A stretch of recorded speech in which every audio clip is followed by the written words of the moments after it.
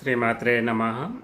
ఈరోజు వీడియోలో నాకు చాలామంది ఈ లవ్ మ్యా ఇది ప్రేమించి మోసం చేస్తున్నారు అని చాలామంది ఫోన్ చేసిన వాళ్ళు చాలా వరకు నాకు మమ్మల్ని పలానా వ్యక్తి మోసం చేసిండు, పలానా వ్యక్తి మోసం చేసిండు అని నాకు అమ్మాయిలు ఫోన్లు చేసిండ్రు. అదేవిధంగా అబ్బాయిలు కూడా పెళ్లి వరకు వచ్చే వరకు నేను చాలా వీడియోలో ఎన్నో చెప్పిన కదా. అయితే ఇంతకుముందు నేను ఒక వీడియోలో చెప్పిన ఇలా వశీకరణాలు చేయడము అది తప్పు. ఎందుకంటే ఒకరిని బాధ పెట్టడం కూడా అది తప్పే అని ఇక కొంతమంది ఫోన్లు చేసి పలానా వ్యక్తులు మమ్మల్ని నమ్మించి మోసం చేసి మోసం చేసిన వాడు ఏదో ఒక రోజు ఎవరైనా సరే, అది ఆడైనా మొగైనా ఒకరిని మోసం చేసినంటే వాళ్ళ శిక్ష మాత్రం కంపల్సరీ ఏదో విధంగా మాత్రం పడాలి కదా. ఎందుకంటే ఇప్పుడు సమాజం ఎట్లయిపోయింది మోసం చేసే వీళ్ళు నమ్మడమో నమ్మకపోవడమో సరే, మన బుద్ధి అలా ఉండి మన బుద్ధి కూడా మోసపోవడానికి మనం కూడా కారణమే అన్నమాట. ఎందుకంటే అలా చేయడం తప్పు కదా. తప్పు అని తెలిసి కూడా ఒకరిని నమ్మి ఇప్పుడు ఎన్నో మనము సినిమాలు చూస్తున్నాం, సీరియల్స్ చూస్తున్నాం, నిత్య జీవితంలో ఇప్పుడు ఫోన్లలో ఇవి ఎంతోమంది వీడియోలు కూడా ప్రేమించిన వాళ్ళు ఎలా మోసం చేస్తారు, అవన్నీ చూసుకుంటూ కూడా మళ్ళీ మనము ఒకరిని నమ్మి మోసపోతున్నాము దానికి రీజన్ మాత్రం మన దగ్గరే ఉంది. ప్రశ్న మన దగ్గరే ఉంది, సమాధానం మన దగ్గరే ఉంది. మన బుద్ధి బారక ఇవన్నీ. అయితే ఈరోజు నేను ఒకటి చిన్నది, మనని మమ్మల్ని పెళ్ళి చేసుకుంటామని చెప్పి మోసం చేసిండ్రు అని ఎవరైతే అనుకుంటున్నారో ఆ వ్యక్తి మారాలి, ఖచ్చితంగా మారాలి. అయితే ఇది నేను అమ్మవారి అనుగ్రహంతో చెప్తున్నా, కానీ ఇది ఏదో వశీకరణ మాత్రం అనుకోకండి. కాకపోతే ఇది మాత్రం వశీకరణ తంత్రమే. కాకపోతే ఇది మంచి కోసమే ఉపయోగపడుతుంది, చెడుకు మాత్రం ఉపయోగపడదు. ఎందుకంటే ఇది ఒక వ్యక్తి తప్పు చేసిన వ్యక్తి ఖచ్చితంగా ఏదో విధంగా శిక్ష అనుభవించాలి. కాబట్టి ఈ విధంగానన్నా పలానా వ్యక్తికి శిక్ష పడి అతను మారాలి అనే దాని గురించి నేను చెప్తున్నా, కానీ ఇది చెడుకు మాత్రం ఉపయోగించుకోకూడదు. మీరు ఎవరైనా సరే, అమ్మాయే కానీ అబ్బాయే కానీ మమ్మల్ని పెళ్లి చేసుకుంటామని మమ్మల్ని వాడుకొని మోసం చేసి తర్వాత ఇప్పుడు పెద్దవాళ్ళు ఒప్పుకుంటలేరు అని ఏదో విధ ఫోన్లు కట్ చేయడము, ఫోన్లు స్విచ్ ఆఫ్ పెట్టుకోవడము ఇవన్నీ చేస్తున్నారంటే ఆ వ్యక్తి మారాలి. ఆ వ్యక్తి ఏదో విధంగా మారి మళ్ళీ మనల్ని మేము పెళ్ళి చేసుకోవాలి అనుకున్న వాళ్ళు ఏం చేయండి మీకు దగ్గరలో కాళీమాత టెంపుల్, కాళికామాత చాలా పవర్ఫుల్ అన్నమాట. ఎందుకంటే అమ్మవారు మనకు తెలుసు కదా, దుష్టలను అసురులను సంహరించడానికి అమ్మవారు పార్వతీమాత కాళీ అవతారం ఎత్తింది.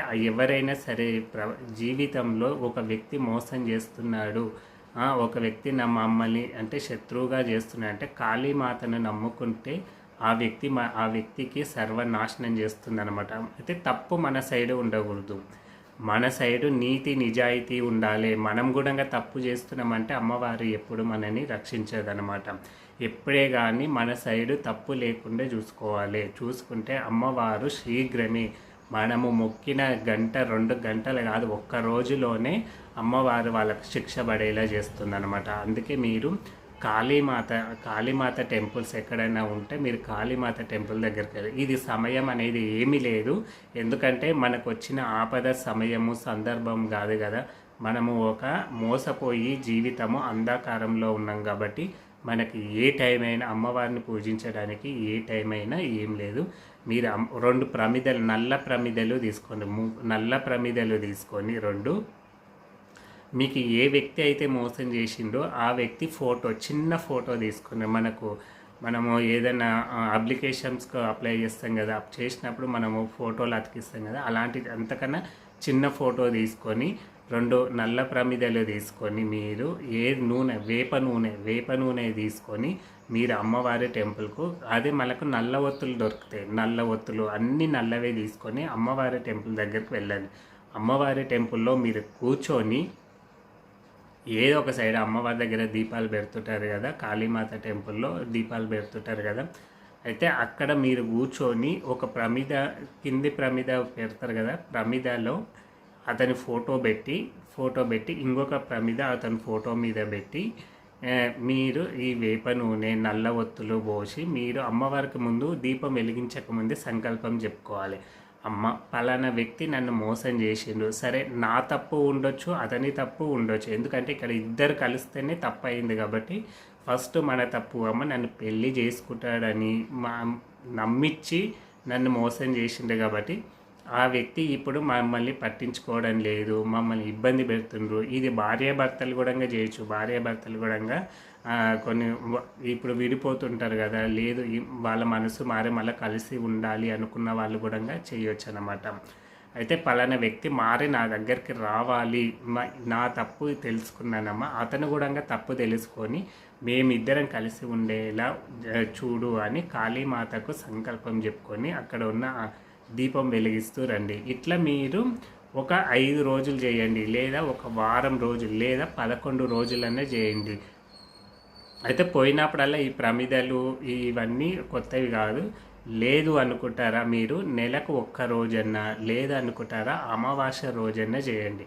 ఇది అమావాస్య రోజు చేస్తే చాలా పవర్ఫుల్ అనమాట. అమావాస్య మీరు ఇట్లా 11 రోజులు చేసినా, నెల చేసినా ఎంత ఫలితం వస్తుందో అమావాస్య ఒక్క రోజు చేస్తే అంత ఫలితం వస్తుంది. కాబట్టి మీరు ఇట్లా 11 రోజులు మీరు అక్కడే ఉండి చిన్న ప్రమిదలైనా తీసుకోండి. దీపం మీరు అక్కడ ఉన్న వాళ్ళు అక్కడ అంటే శుద్ధి చేస్తుంటారు కదా, గుడి దగ్గర ఎక్కడో శుద్ధి చేసే వాళ్ళకు చెప్పిరండి, ఈ ప్రమిదలు నాకు అవసరము, దీపం కొండెక్కిన తర్వాత ఇవి ఒకతోటి తీసి పెట్టండి అని వాళ్ళకి చెప్పేసి వస్తే వాళ్ళు ఏం చేస్తారంటే ఆ దీప ప్రమిదలను తీసి ఎక్కడైనా పెడతారనమాట. వాళ్ళకు ఏదో 10 20 ఇంత అమౌంట్ ఇస్తే వాళ్ళు తీసి పెడతారనమాట. మళ్ళీ మరుసటి రోజు ఇట్లా 11 రోజులు కంటిన్యూగా చేయండి.